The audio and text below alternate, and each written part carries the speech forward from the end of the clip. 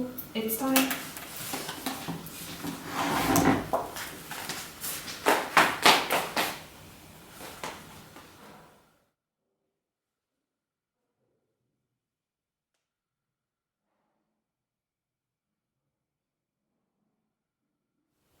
Morning everyone! Come around! Come around! Okay. Now today, I'm going to tell you a story. It's a story about a robot called Robbie.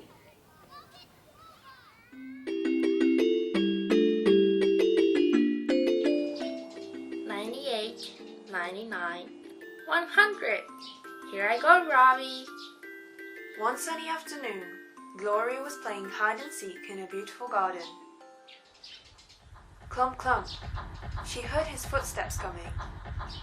"Wait, Robbie. That wasn't fair, Robbie. You promised you wouldn't run until I found you." Robbie runs, but slows his pace.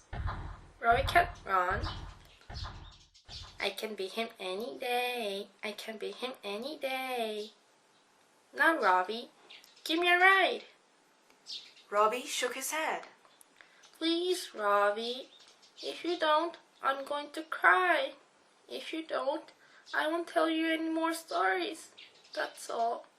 Not one." Robbie nodded his head vigorously until the metal of his neck hummed. So he gave Gloria a ride. "You're an air coaster, Robbie. You're a big silver air coaster." That was fun. You want something? I know. You want a story? Which one? Robbie made a semicircle in the air with one finger. Again? I've told you Cinderella a million times. Aren't you tired of it? It's for babies. Oh well. Once upon a time, there was a beautiful girl whose name was Ella. Gloria was reaching the very climax of the tale. Midnight was striking, and everything was changing back to originals. Gloria! Mama's calling me. You better carry me back to the house, Robbie. Robbie obeys, because Gloria's mother was a source of uneasiness to Robbie. Where were you? I was with Robbie. I was telling the story of Cinderella, and I forgot about dinner time. Well, it's a pity if Robbie forgot too. You may go, Robbie, and don't come back till I call you. Wait, Mama. You got to let him stay. I said I would tell him Cinderella, and I'm not finished. He'll stay so quiet. I mean, he won't do anything. Will you, Robbie? Gloria, if you don't stop this at once, you shan't see Robbie for a whole week. All right. But Cinderella is his favorite story, and I didn't finish it. And he liked it so much. Robbie left with sad steps, and Gloria choked back a sob. George Weston was comfortable sitting on the sofa and reading the Times. George! George, I say, will you put down that paper and look at me? What is it, dear? You know what it is, George. It's Gloria in that terrible machine. Now, don't pretend you don't know what I'm talking about. It's that robot Gloria calls Robbie. He doesn't leave her for a moment. Well, why should he? He's not supposed to. And he certainly isn't a terrible machine. He's the best darn robot money can buy. He's worth it, though. Darn sight cleverer than half of my office staff. You listen to me, George. I don't care how clever it is. It has no soul, and no one knows what it may be thinking. A child just isn't made to be guarded by a thing of metal. He's been with Gloria 2 years now, and I haven't seen you worry till now. It was different at first, but now I don't know. The neighbors... Well, what have the neighbors to do with it? Now, look. Robbie was constructed for only one purpose, really. To be the companion of a little child. He just can't help being faithful and loving and kind. He's a machine made so. But something might go wrong. Some little jigger will come loose and the awful thing will go berserk and... Nonsense. That's completely ridiculous. We had a long discussion at the time we brought Robbie about the first law of robotics. You know that it is impossible for a robot to harm a human being. It's a mathematical impossibility. Besides, how are you going to take him away from Gloria? That's just it, George. She won't play with anyone else. There are dozens of little boys and girls that she should make friends with, but she won't. You want her to be normal, don't you? You want her to be able to take her part in society. You're jumping to shadows, Grace. Pretend Robbie's a dog. I've seen hundreds of children who'd rather have their dog than their father. The dog is different, George. We must get rid of that horrible thing. You can sell it back to the company. I've asked, and you can. You've asked. Now look here, Grace.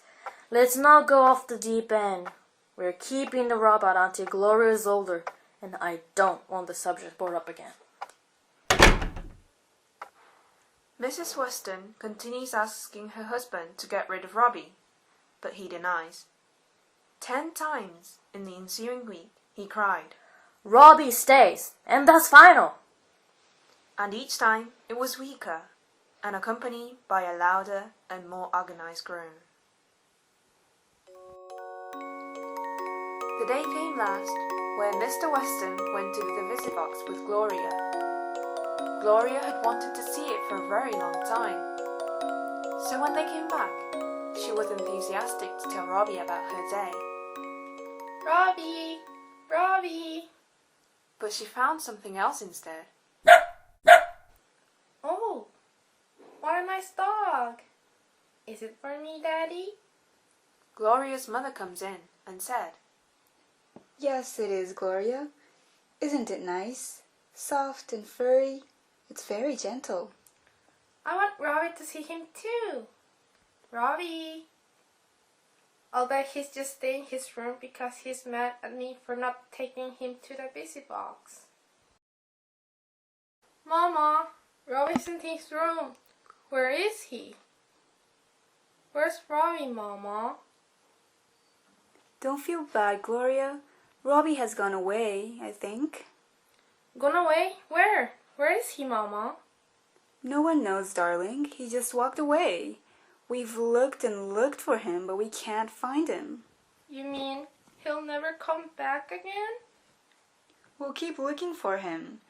And meanwhile, you can play with your new nice doggy. Look at him. I don't want that nasty dog. I want Robbie. Why do you cry, Gloria? Robbie was only a machine. Just a nasty old machine. He wasn't alive at all. His was not machine. He was a person, just like you and me, and he was my friend. I want him back. Oh, Mama, I want him back. Gloria was crying and crying, wishing for Robbie to come back. As days passed, Gloria ceased crying, but she ceased smiling too. Gradually, her attitude of passive unhappiness wore Mrs. Weston down. Then, one evening, Mrs. Weston flounced into the living room, sat down, folded her arms, and looked boiling mad. What now, Grace? It's that child, George. She's driving me into a nervous breakdown. Maybe we ought to get Robbie back. It might be done, you know. I can't get in touch with... No, my child should not be brought up by a robot if it takes years to break her of it. What Gloria needs is a change of environment.